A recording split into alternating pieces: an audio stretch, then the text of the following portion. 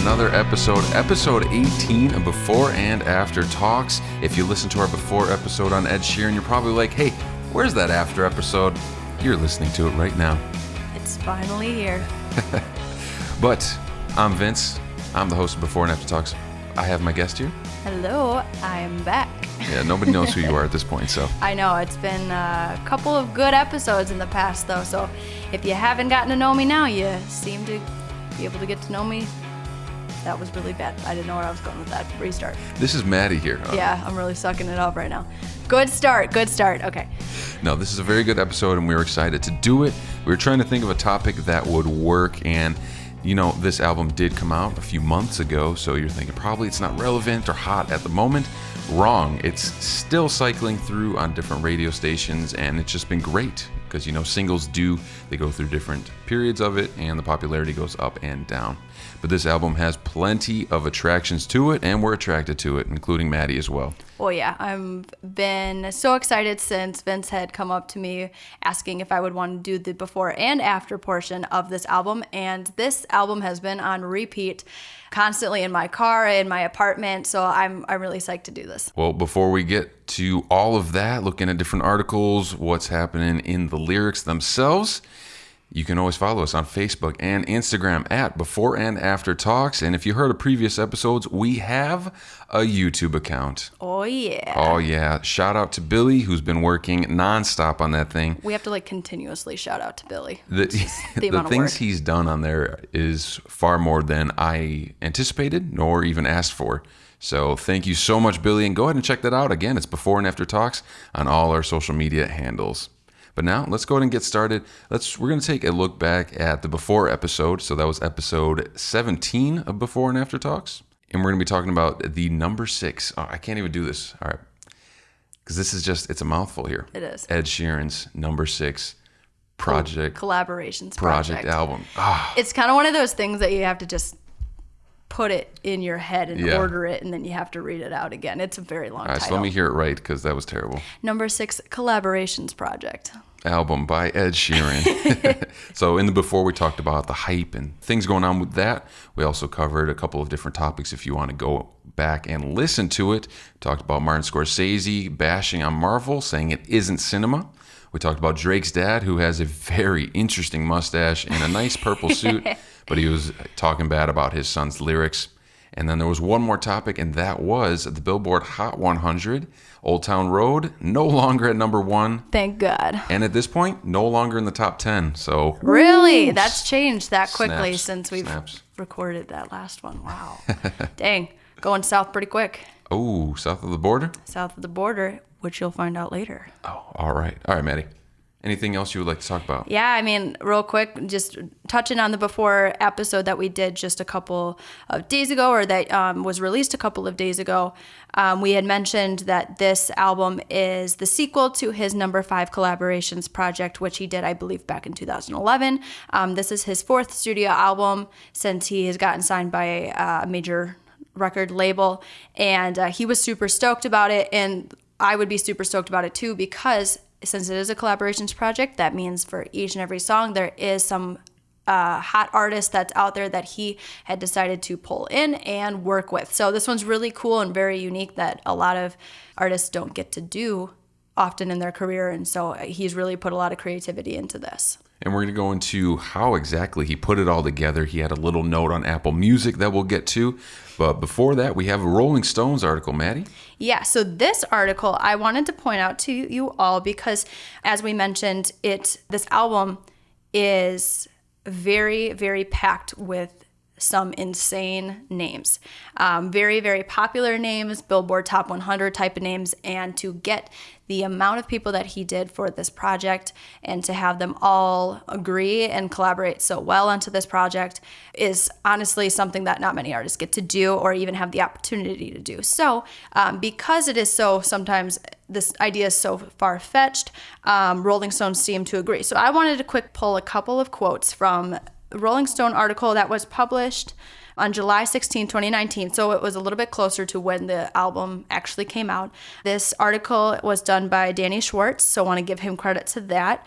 He titled it Ed Sheeran's Ambitious, Ludicrously Star-Studded Number 6 Collaborations Project. So the title gives it away right there. He talks about that, Ed Sheeran put out an EP called Number 5 Collaborations Project, which was a series of duets with established artists from the UK's grime scene. And then 8 years later, 3 multi-platinum albums, and hundreds of sold-out arenas later, he returns to the guest-heavy front with Number 6 Collaborations Project, an album guided by the logic of a DJ Khaled album or the Suicide Squad OST type of vibe. So he kind of goes on to say in his article that Number 6 leverages an almost unprecedentedly, excuse my language, batshit list of superstar feature artists, including Travis Scott, Justin Bieber, Cardi B, Eminem, 50 Cent, Chance the Rapper, Camila Cabello, Young Thug, Skrillex, Chris Stapleton, Bruno Mars, Stormies, and all others. As I just read all of those names off, and we had already touched that he has such a profound list of people. Obviously, it is very well known that this lineup is really insane, and I really like that he kind of touches on it, the fact that he calls it back a batshit list of superstardom. So that was pretty cool, and I really, really agree with that. Danny Schwartz actually continues to go on to say that Ed Sheeran has always presented himself as kind of that everyday, regular, normal type of guy, and that in this album he does have quite a few common themes that he touches on that can be found throughout the whole set list. So in just a little bit, I will be going through a couple of those things and kind of revealing those themes, but I do want to save that for a later time because I also wanted to talk about Ed Sheeran's Apple Music description, which is a very interesting one for sure, since some of these descriptions are usually just written by Apple Music providers, people that usually aren't sometimes directly connected to these artists. And they kind of get the hype for it and get the story, but to have a personal note and for the amount of albums I have on Apple Music, this is definitely a first. So I'm going to read through it real quick. He put, this record was based on one I made in 2010 called Number 5 Collaborations Project with a load of artists I liked. I had a little folder on my laptop called Number 6 Collaborations Project, so I started ringing up people who I wanted to work with. I think the first was Camila, and then it sort of opened from there. I based myself in Nashville, set up a studio there, and started making songs, so whenever an artist passed through Nashville, I would hit them up, and they would come to my house. We'd make a song, and the record was made over the course of 3 months. 3 months for however many songs are in here? I believe 15? there are 15. And there's far more than just 15 people that he's... That's true. There's a couple of tracks that have more than just one, or more than an additional person. They have 2 or 3 even. Exactly. So that's really tough. But to finish what he says, I really stepped out of my comfort zone on some stuff. It was very fun, and I hope you enjoyed it. From Ed. I kind of like that little personal note. I think more artists should do that. Especially on something like a big, quote unquote, project of this. To have that personal touch kind of makes you want to listen to it a little bit more. It gets a little bit of that personal side to it. And, the listener, before they're going to listen to the album, they can actually read that and kind of have that idea in their head already about what this artist was really thinking before you kind of dive into their own world of what they've created for us. Yeah, I don't know if it helps you get into it a little bit more, but when the other people do write the descriptions for them, it's a kind of a hit or miss. Agreed. I kind of look through it to see because they kind of go through what type of song it is, if it's an upbeat or slow, sad song. So that directs me a little bit, but it doesn't get me into it as much as seeing Ed's note there. True. I even kind of equate this situation where he wrote his own summary of his album on Apple. I kind of equate that a little bit to what Spotify does if you stream them through like behind the lyrics. Yeah, they have this thing called behind the lyrics. If you stream them on like a TV, like a Fire Stick, your Xbox or PlayStation or any sort of thing like that, they have this feature called behind the lyrics. And it doesn't happen for all the songs, but there are specific songs that have been chosen and that Spotify either gets interviews for, specifically for Spotify, or they've taken interviews previously used for other purposes with the artist and about that specific song. So you can kind of get a better sense of what the artist is really feeling, how they view their artwork, and what they really put into it and what they want the listeners to get out of it. So I think those are just cool to like kind of connect the audience. I feel like sometimes the audience doesn't. We kind of create meaning for ourselves, which is obviously great because that's the way we connect to it. But at the same time, it's awesome to hear about what the artist truly meant. No, I agree with that. But do we want to start looking through the album, get down into it? We're going to get down and dirty with that. Yeah, I mean, I had mentioned from the Rolling Stones article that there are a couple of common themes that can be found throughout the whole album. And honestly, they really can be found throughout most of every single track. There's a couple hit or miss because I feel like Ed doesn't want it to be really every song, kind of heavy, deep, and you want a little bit of variation in there. But yeah, I did want to kind of call out these ones because I feel like there's a purpose as to why Ed wanted to put these themes in there. I think since this is his fourth studio album, that he really wants to put more of himself into it. Rather than just continuing on with those, like those sweet love songs or those kind of like sassy type of songs that they're put out on the radio, those pop ones that everybody loves and is always overplayed on the radio, but it's because it's good. That's why he does it. That's what I was reading in the LA Times. They had an article July 10th of this year. Michael Wood, he's a pop music critic, and Ed Sheeran is very much so pop. Yes. But they interviewed a couple of the managing directors of his label in the UK. Keep forgetting he lives in the UK. Sometimes, I mean, you can hear it in his voice, but again, living over in the States, sometimes I feel like we always put this image of like, all the celebrities, all the music's here and all the celebrities. I mean, like our music is definitely a big influence in the world's music industry, but yeah, you kind of just have this idea that, well, he's from the United States. No, he's not. He's a UK boy through and through. He talks about it a lot. And that was with his Divide album, too. Nancy Mulligan off of that album. Oh, I love that song. Well, Ed Howard, I believe, is his name. Yes, it is. He's one of the managers for that label. And he was talking about how there's so much noise around Ed. But the big thing was that he really wanted to branch out and get into different audiences. And I think he really achieved that from this album alone. You see a lot of Latin pop, you see a little bit of rap, you see a lot of rock. And they've been mentioning that even just on radio stations, rock radio stations, that the song Blow with Chris Stapleton and Bruno Mars is playing. And, typically Ed Sheeran does dominate the top 40 and the hot AC playlists. And AC is adult contemporary?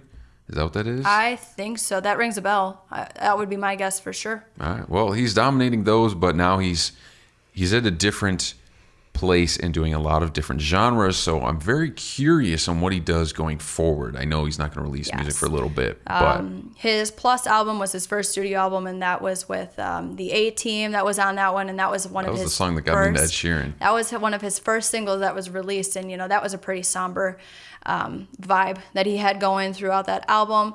The Multiply album had some solid hits. There's that song Don't. That one was always really good because he kind of raps a little bit in that one, but it's more pop based and it's by himself. There's awesome singles from that one. And then if you go into his Divide album, that one kind of covers a little bit more of his background. Like you said, touches on a little bit more of his UK roots as he talks about Nancy Mulligan, which is it's a very cute song. If you haven't heard it, please go do that because it's actually adorable. Talks more about his grandparents, and it's like his grandparents' story. He has the song Galway Girl, which of course refers to Galway, Ireland. So all up in there, he has quite a few references. So if you're aware or have been to that area, there's a couple cool like little references that you can catch in there. So I think that one really kind of dives back into his roots. But as you said, this is a huge shift in what he has done in the past 3 of his albums. And so that's a really good idea to touch on is, where is he going to go next? Where is his life and where is he at right now going to take him? And what is his next album going to be? It's kind of hard to talk about this now since, it's only been 5-6 months since his album came out. But if you're an Ed Sheeran fan, you always want more music. So now with what you were saying, the songs, they sound like they have a story to them. Mm-hmm. They're not just a simple slap it together, have a chorus, repeat it a couple times, and end it. He has a story, like most notably Nancy Mulligan. Mm-hmm. Does he do that a lot in this album? I'm I not would even going to say the name. to The number 6 Collaborations Exactly. Project album. There we go. There you go. I would have to say there's less of that. There's a lot of storytelling, definitely in that last album, his Divide album. But as I'm even going through the track list right now, as we're speaking, they're not very Outside of remember the storytelling. name, just a little bit. I feel like, though, it would be hard to do that because he's Different people. featuring so many different people. So how can you Agreed. tell a story if that person hasn't really been with you through that story? He does have, there's a couple of songs, one that I will touch on called Put It All On Me, that he is expressing an idea that does hit home to him. And so the artist that is featured on it, LMI or LMA, I feel so bad that I still don't know actually how to pronounce it. Either way, love her voice anyway. But he uses her as kind of another piece or another voice to represent his love. So we'll go into that a little bit more. So that one's a little bit more storytelling. Honestly, the rest of them I'm not really seeing it, but doesn't mean that's a bad thing. No, not at all. I I was really just like curious. some of the simplicity of these. The whole thing about this was to do something different, and Yeah. if that's the case, he did it. Agreed. So let's go on and get into it. The different types of themes, I thought that was really creative that you brought that up. I didn't even consider it.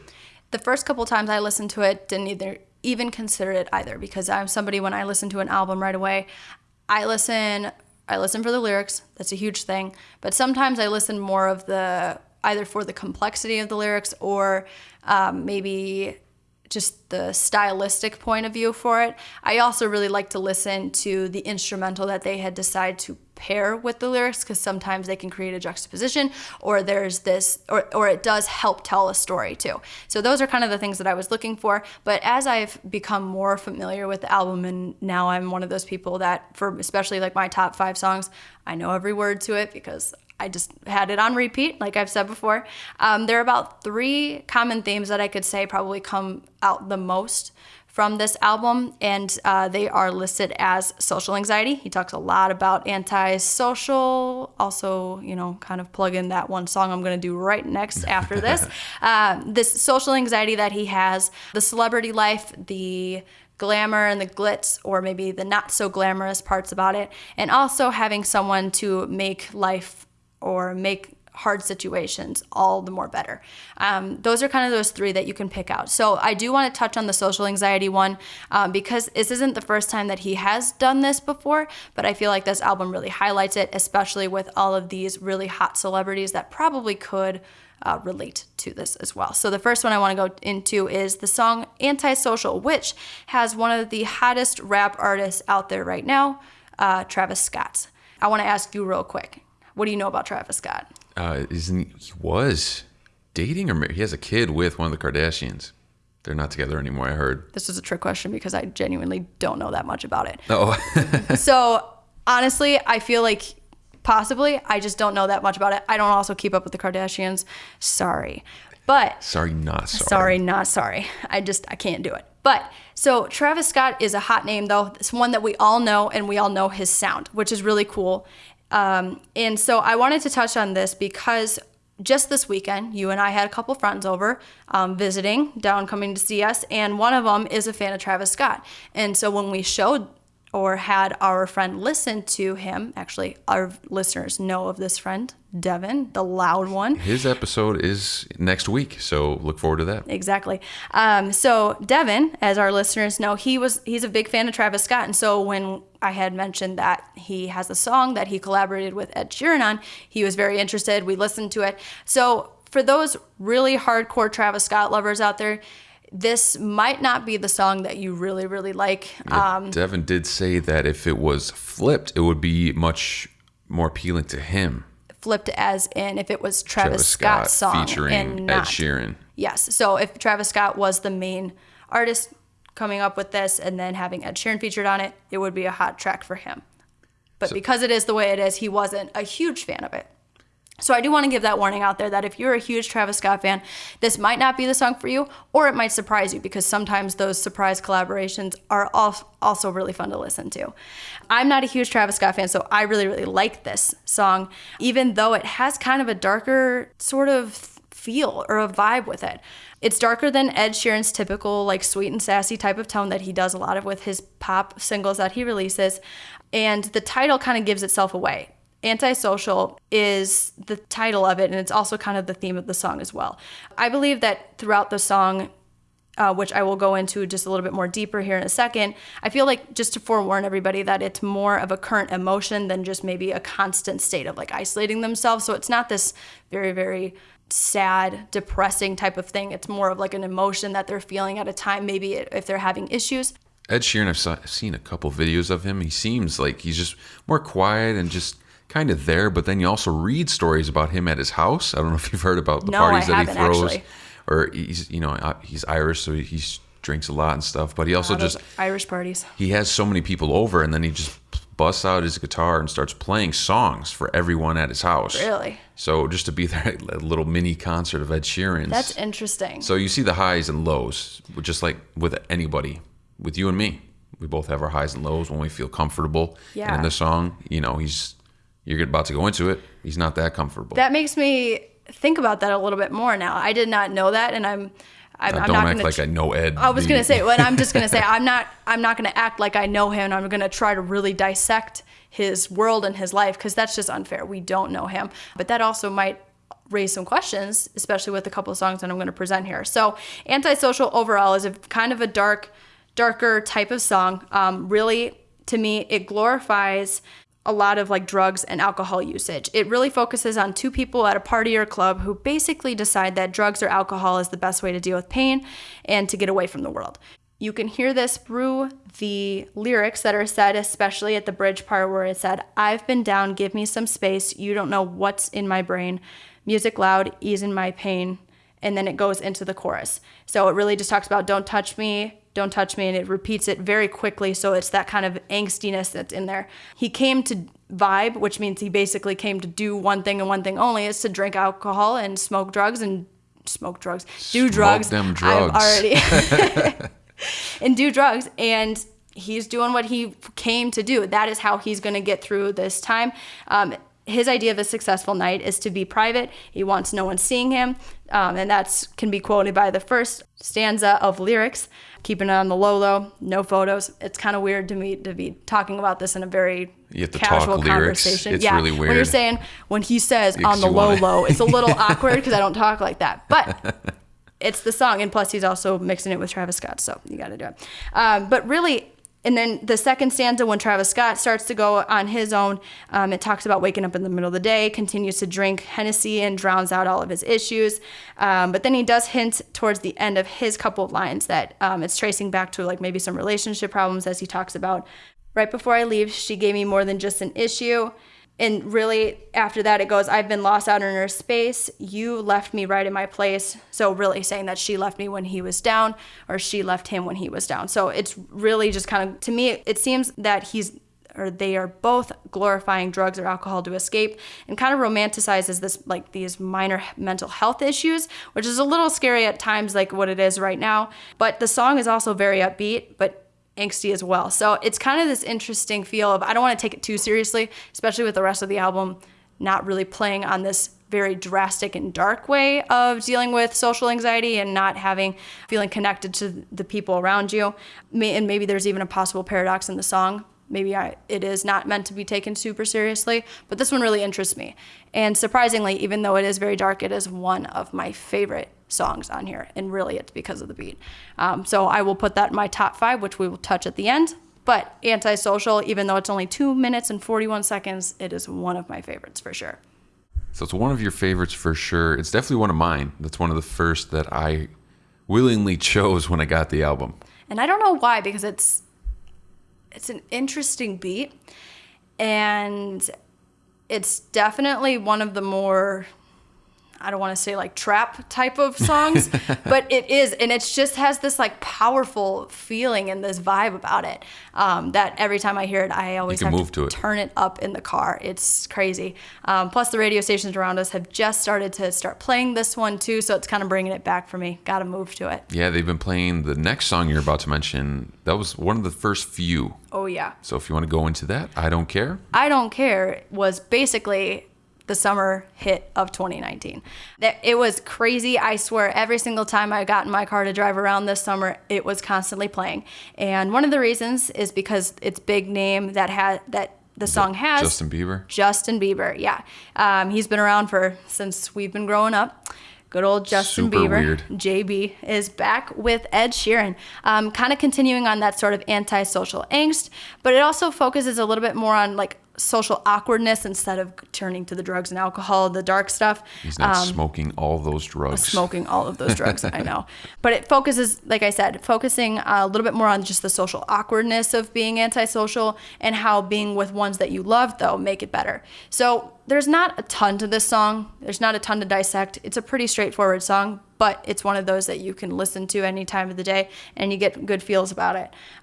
Chorus says, "'Cause I don't care when I'm with my baby, all the bad things disappear, and you're making me feel like I'm somebody and that they can deal with the bad nights as long as you hold me near."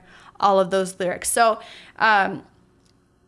the lyrics are pretty straightforward. There's not much to dissect there, but this is one to highlight just because it's a fan favorite. And I really just wanted to touch the fact that this does hit one of those common themes, which is, actually it hits two: social anxiety, as it talks about, I'm at a party I don't want to be at, and I don't ever wear a suit and tie. No one's even looking at me in the eyes. But then this person that they bring up, then you take my hand, finish my drink, say, shall we dance? And it basically brings up one of those other common themes about having someone to make it all better. And so this person that is in this narrative, I guess you could say, really is making it all the better, even being kind of feeling awkward at one of these parties. And both Justin Bieber and Ed Sheeran have one of those girls in their lives right now. They both have wives, they're both married, and I think that they're both feeling it, so that's why they collaborated on it together. Both fairly recent. That was a good point that they're both married. I think that was great very recent for sure.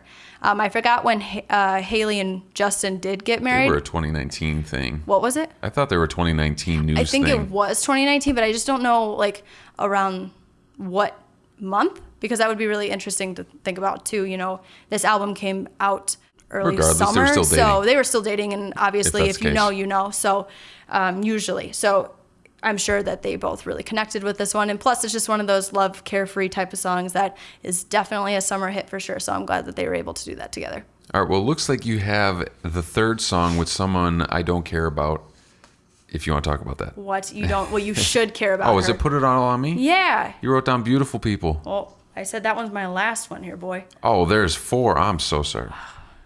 You're already trashing my man. What's his name? I'm revealing that at the end. Fine. So I'm going to continue with the third song that I wanted to bring up. Stop it. The third song that I wanted to bring up was Put It All On Me. And I will put this one also in my top 5. This one's an excellent song. And it's one of those hidden gems to me, personally. It features Ella May is what I'm going to go for. That works. Again, I'm so sorry, girl. I really like you, though, if I'm saying it wrong. And I can't really figure out how to actually say this name, so Google needs to help me out a little bit better on that one. I just have to start off. The song starts off with this very interesting riff. It's kind of calming, but I don't know why, but I always imagine like this, like going on a jet plane, like going to go see someone you love as soon as it starts. And I don't know why I have that image in my head. It's very weird, but it's just this really cool vibe about it that I love.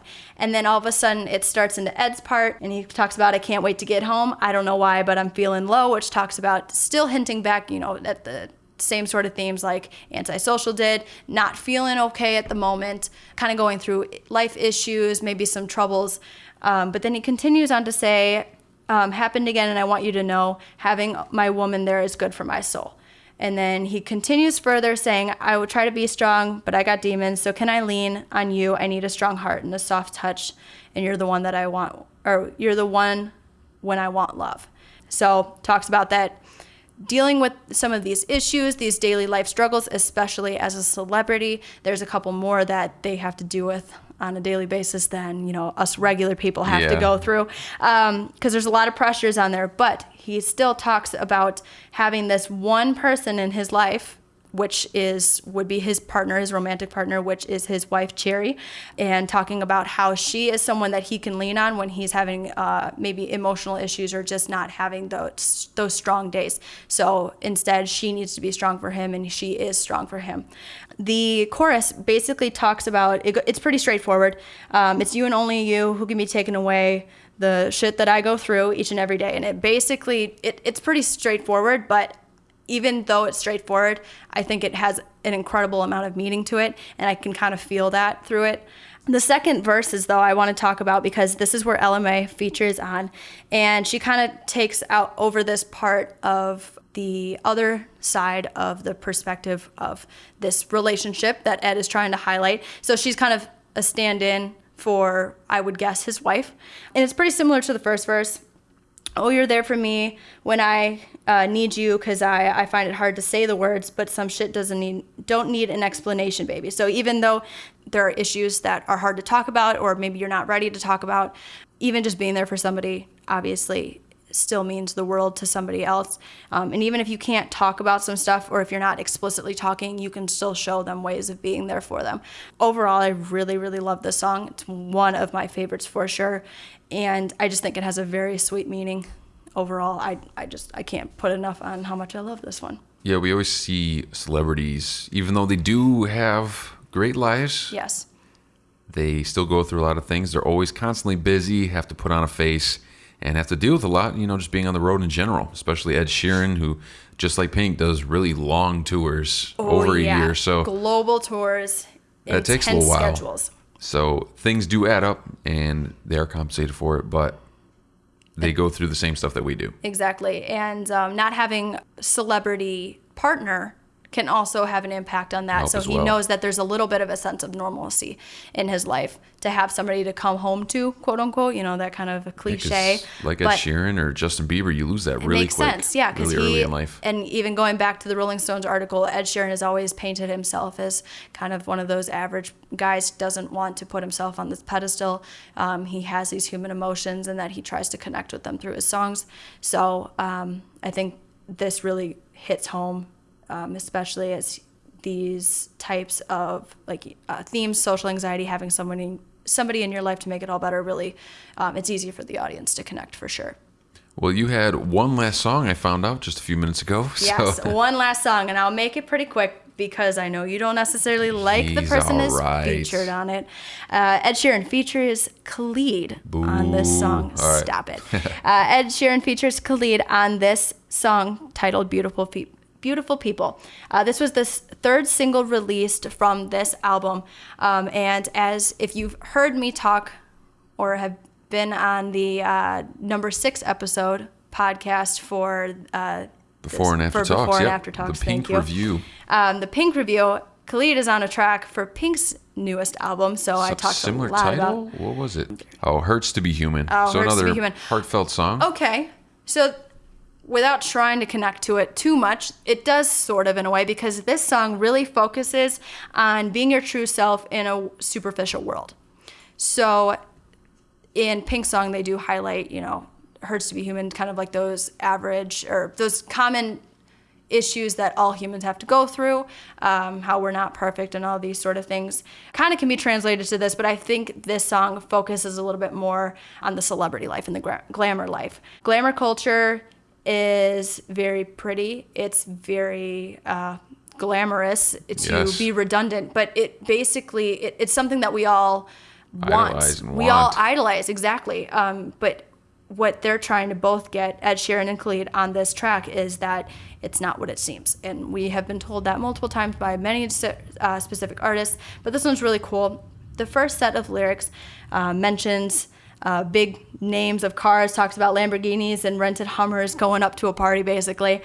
So those big brands are already being brought out, which, basically speaks money for itself. So this glamour culture that's being talked about continues within this first set of lyrics, as it says that they want to know what you're all about. Me in the middle with the one I love, which still alludes to his wife, Cherry, again. And they're just trying to figure everything out. A lot of times in the high celebrity life, you're always being judged, and people are always trying to judge you, trying to compare themselves to others, and you are constantly being compared by average people as well. So you kind of have to deal with those extra burdens on your shoulders. But the highlight of this song to me is the main chorus. It talks about that these celebrities really aren't as happy as they appear. That's kind of like the main theme for this song in particular. Beautiful People is titled the song, but it's also used ironically because, yes, they are physically beautiful people most of the time, but personally, a lot of times they are not beautiful people. The lyrics go in to say that they're drop top designer clothes, front row at fashion shows. What do you do and who do you know? So it's really talking about those connections, those high life type of things that you get to do wearing designer clothes, all of these certain things. But the cool part about it is the next set of lines in lists that it has talks about champagne and rolled up notes. Then it goes into say prenups and broken homes, surrounded but still alone. So it's really interesting that the first half of the chorus is very positive and has all of those things that average people think that they have and what's cool about being a celebrity. But then the second half is a not so happy list. It's pretty depressing and honestly a way. What you see at first, just like looking at them, and then you go a little bit farther. It's a little bit deeper. There's the real truth. There's a real truth that even still, I mean, average people still go through as well. But they're basically calling out these quote unquote beautiful people as not being beautiful at all. And really, I think that though the song itself doesn't have a very strong initial emotion to it, like what Antisocial is, you can feel that beat right away. This one doesn't necessarily have that, especially when it pairs with Khalid's kind of smoother tone. The lyrics still really power this song through, and actually I really like that they chose this as the third single to be released. One of those ones that you can kind of dive in a little bit deeper to. Well, I don't know if you want to look at song order a little bit. I don't know if it matters too much in this album. But just looking at the 4 songs that you use for your common theme, I don't know if you can build something off of this. But Antisocial follows I Don't Care. And after Antisocial is Remember the Name. Do you see any connection there at all? Well, the I Don't Care and Antisocial to me makes sense. Okay. Still, like I said, the antisocial feeling, the vibe, the emotion of not wanting to be around people highlighted in both of those songs. For sure, the connection. Remember the Name is cool because it features Eminem and 50 Cent, and who doesn't love those two? I don't want to call them oldies because they're not, but in today's modern music, they kind of... They're older names. They're older names, for sure, exactly. They're known, established. And that's why it's called Remember the Name, so I think that's fun. Really looking at that order because... You have beautiful people to start it off, so if you want to look at it like that, again, you see that upfront glamour and get farther into the album and you see what he's really going through. And then the other songs that you brought up was Put It All On Me, which comes right after Feels and is right before Nothing On You with Paulo Londra. Those are a lot more mellow songs types of things. So I feel like that kind of just fits a vibe. And right there, I think that was just more placed personally for the type of music that is being played. Not necessarily maybe for the lyrics, but for the actual music and the sound that's being put out. And then I think he actually finishes it with a bang by actually capitalizing Blow as the only capitalized song. Interesting that they ended with that because, like you said, it really goes out with a bang because it features Chris Stapleton and Bruno Mars. Unlikely choices, I would say, for such a track, especially to feature Ed Sheeran is the main vocalist for this track as well, and the one to be bringing them all together. Yeah, he said it's awesome. Chris Stapleton was just riffing to him and Bruno Mars, and they're like, all right, we like that. Let's write a song off of that. And he said Bruno Mars is so talented just musically and instrumentally. He's so cool. He did a lot of the instruments in the song themselves. Did he really? Yes. Wow. I mean, all I can think is back to, I forget what year the Super Bowl was, but when he performed at the Super Bowl, I want to say that was 2014, and he was on that insane drum set just going away at it. He stole the show. I swear he was better than the Super Bowl itself. So that image just goes in my head. So honestly, that doesn't surprise me that he just took and ran with it. That one's a hidden gem too, even though I did not touch on it. I would definitely suggest checking that one out, especially if you're a little bit more of a rock type of person. That one might be your thing. Well, let's touch on our top songs from the album and then wrap it up if you want. Sounds good. So I wanted to say my number one for sure was Put It All On Me, even though that's not one of the main singles that's put out there. I just love the vibe and I really like the message through it. That one's my number one for sure. Number two, Antisocial, which is very interesting because it's basically an exact opposite of what my number one is, but I think there's something to look at in there. Number three, Beautiful People, featuring Khalid. Gotta love my guy Khalid.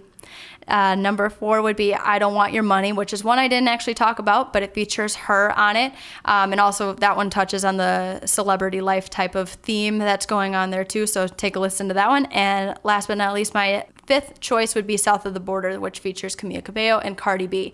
That one's just really cool. It's a little, don't want to say provocative. It's a little bit more adult with some of the lyrics in there, to say the least. But I really like it. It's very well done for sure. And on her Twitter account, you can see a video that she got sent from Ed's video crew.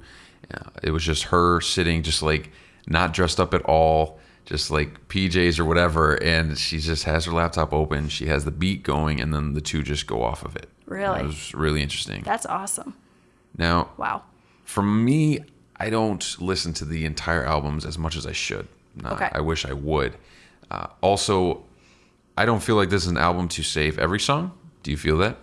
Or no? I would agree with that. Okay. There are definitely some ones on here that I'm just really not a fan of. And that's probably because it hits so many genres. And that could be. That really could be. There's just a couple of them that really just don't do it for me. I don't really want to put the negative on it because some of our listeners really have probably a different taste of music than we do. Well, the whole point's to hit everyone. Exactly. So I don't want to go into the ones that I don't like, because just because I don't like it doesn't mean that somebody else can't. And there's obviously a reason they put it on there. So, but I would agree with that statement. It's one of those that maybe you don't download the whole thing, unless if you really like a wide variety type of music and you like everything. Have plenty of new songs Exactly. added. There are 15 tracks on here, so I'm sure you're going to get a handful of them that you will be putting into your playlist soon. I also haven't looked too far into the lyrics. I kind of catch songs that stand out a little bit more. I like stuff you can move to a little bit more. Yeah. I give those more of my attention, especially when the amount of times that I do listen and the situations that I'm listening in, they kind of call for more of an upbeat song, and I'm not just doing it at home. Makes sense. But I would go with Remember the Name, I Don't Care, Antisocial, and Blow. And if you need to put a fifth on there, Cross Me. Cross Me. Ooh, interesting. I thought it was pretty good. Yeah. That was one of mine that I'm just okay about. And that's just a choice. I love Chance, so nothing against him. But just the sound wasn't my thing. But that's cool. I really like that we have some similarities, but we also have some differences as well. So if you're listening to this and you have listened to the album, or if you're going to listen to the album and you want to chime in with which ones are your favorite, or if you agree or disagree with any of our choices, please let us know. We love hearing from everybody. We want to hear your comments, your questions, or maybe wanting us to dive a little bit further into something else. We'd love to hear it. Yeah, this was episode 18, the after review for Ed Sheeran's number 6 project, Collaborations project. Number 6 Collaborations project. It's the end of the podcast and we still haven't gotten it right. Sorry, Ed. There's a lot of words in there, and there's a lot of songs in the album itself. So go ahead and check that out. I'm Vince. I'm joined by the lovely, the ever so beautiful Maddie. Well, thank you for that. Exits. Wow. I'm blushing now. Now we'll try and figure out when to get you back on the podcast, because next week, whatever that Friday date is the 3rd edition of Before and After Hours. That's with Devin. We mentioned him earlier with Travis Scott, but Devin is also the loud one. So you'll be hearing a little bit more of him too. You want to turn down that volume a little bit. I'll do my best putting it together and fixing it up. But Graydon will also be with us. He's our friend in the Army. He has a great perspective and a lot of fun stories from middle school, high school, and all around. So it was a great time and a great group of people to talk with. Can't wait to actually hear it. I love the After Hours ones. It's just a little bit more personal, so I hope you guys enjoy those too. Thank you for listening. We'll see you next time.